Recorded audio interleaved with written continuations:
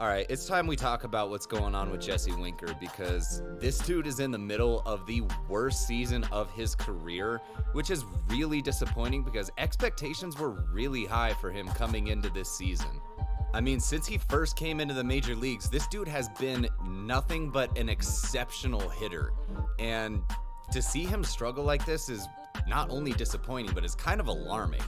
Anytime you see such a drastic drop-off in a guy's numbers, especially still in the prime of their career, all these different theories and stuff start getting thrown around. So let's just take a look at what Jesse is doing this year and maybe why that's contributing to this sudden drop-off. So Jesse was drafted in the first round with the 49th pick in the 2012 draft by Cincinnati straight out of high school. And basically since he started in the minor leagues, this dude hit, and he hit really, really well. His only real speed bump was his first go around at AA, where he hit a 677 OPS in 2014, but other than that, this dude was 800s, 900s. He posted a 1 dot at high A. He's always been a really, really good hitter.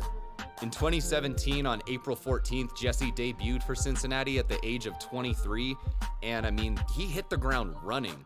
This dude from 2017 through 2021, while missing some time, still posted a 288 average, 385 on base, 504 slugging, 888 OPS, a 129 OPS plus.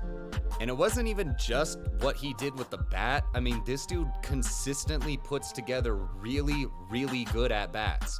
During that time, he posted a 12% walk rate with a 16.5% strikeout rate. But during the offseason after the 2021 season, Cincinnati decided to not try anymore. So they made all of their veteran players worth anything available, and on March 14th, Jesse, along with Eugenio Suarez, were traded to the Seattle Mariners for right-handed pitcher Justin Dunn, outfielder Jake Fraley, right-handed pitching prospect Brandon Williamson, and a player to be named later that ended up being right-handed pitching prospect Connor Phillips. Now, at the time when this trade was announced, a lot of people thought that Cincinnati kind of got screwed here. Justin Dunn had been on top 100 lists, but in his time in the majors, he hadn't really shown anything and been kind of inconsistent. Jake Fraley wasn't really regarded as that high of a ceiling guy or anything. Brandon Williamson was 24 years old still as a prospect, and Connor Phillips wasn't really looked at a whole lot either. So for the Mariners to get a guy like Jesse for not really giving up seemingly a lot, there are a lot of people in Seattle that were really excited about this, and I was one of them. The idea of being able to put Jesse in the middle of this Seattle lineup that very narrowly missed the playoffs last year and was really looking at trying to get a playoff spot this year, their first in over 20 years, it was really, really exciting. Unfortunately, though, the season did not start off well, as through 21 games in March and April combined, Jesse hit a 169, nice, average for 0 home runs over 71 at-bats. And given that he's not really regarded as much of a fielder, we kind of need his bat to get going for this dude to really contribute to this team. Now, granted, since then, Jesse has bounced back a little. He's been better, but so far this year through 114 games, the dude's slashing 228, 345, 363 for a 708 OPS and a 110 OPS plus. And now, that means that he's still technically 10% better than the average hitter, but that's a big drop-off still from where he's been throughout his career. And for a guy like Jesse who consistently puts together really good at-bats, to see his numbers drop off like that, you might kind of think all right, he's not being as patient, he's chasing more. But that's just not the case. He's still walking at a 15.1% rate and only striking out at 18.1%. So if it's not the approach that's leading to this drop-off in all of his numbers, you start trying to figure out what else is going on. And there's the obvious things, like his exit velocity is down this year, his hard hit percentage is down this year. Everything is at almost career lows. But you have to really ask the question, why is that? And when you start to look at more of the advanced numbers, I think you start to kind of see what's going on here. Looking at his percentages of line drives, ground balls, and fly balls, Jesse had never really been that much of a fly ball hitter, but this year that number's jumped up over 7% for an increase of 32.3%. He's been a career 22.3% fly ball hitter from 17 to 21 with Cincinnati. This year that number's at 29.5.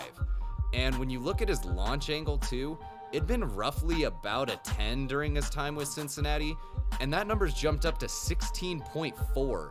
His previous high in any season was 13.6. So even just from there, that's a 20.59% increase. So he's clearly doing something, or something is going on, to where he is hitting more fly balls than he ever has in his career. So with this being the case, then that kind of begs the question, why is this happening? And I think there's two reasons why this could be happening.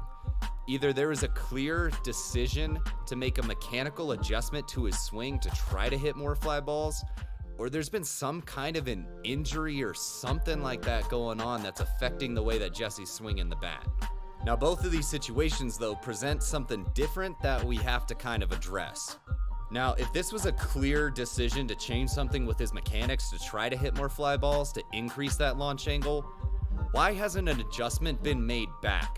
I mean, this clearly hasn't been working this year, and what he was doing before was working pretty damn well, so why not make the adjustment back? Why not lower that launch angle back to where you were? Since an adjustment hasn't been made, then it probably means that this is either something he's got to work on in the offseason, he's got to get those reps in to get that swing path back down a little bit, get that launch angle back down to where it was, or it's a conscious decision again that he's still deciding, or somebody around him is telling him, stick with this. You'll get used to it. You'll readjust to how you're swinging the bat, and you're going to start squaring this up. And with that launch angle being higher, you're only going to hit for more power. The other possibility, though, is that there's something bugging him. And whether it's some kind of an injury or something like that, but he's clearly not swinging the bat the same way that he has been. And if there's something going on that's bugging him, he can't swing the bat as solidly as he's used to, and the bat head's kind of dipping a little bit, then he's getting under the ball, he's not hitting it as hard, and, that's kind of leading to more of these weak pop-ups that we're seeing. Which, if that's the case again, then getting through this season, getting to that offseason where he can rest up, recover, and hopefully come back into next year 100% and ready to go, I mean, that's only going to help him too. So as far as the rest of 2022, I mean, there's not really a whole lot of time left. There's probably about 45 games left. He's not going to bounce back from these numbers at this point. And whether it's some kind of an injury or an adjustment that he made that hasn't worked out, like, if he hasn't bounced back, if he hasn't made whatever change that he needs to at this point, it's probably not going to happen for the rest of this year. So just getting to this next offseason and seeing what he does, whether he makes that adjustment, whether he heals up from whatever's going on, I think that's the best route that this is going to have to go. And seeing as he's not a free agent until 2024, it's not like Seattle only got him as a one-year rental. Like, he has that time to make this adjustment and to still be a big part of this team. And as a lifelong Seattle Mariners fan, I really hope that we just get this old Jesse Winker back, whatever it is that's going on, because this dude has been a really good hitter so far. And to be able to put him in the middle of this lineup that's got these young, promising pieces, like, it could be a really exciting time in Seattle, and I really want him to be a part of it. But let me know what you think. Leave a comment. What do you see going on from Jesse? What do you think about what I've said here? How does he get back to being that old Jesse Winker?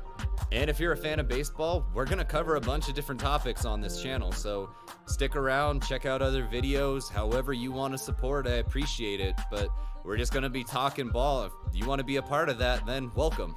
This has been the Mound Visit. Thanks for watching. Hope you enjoyed.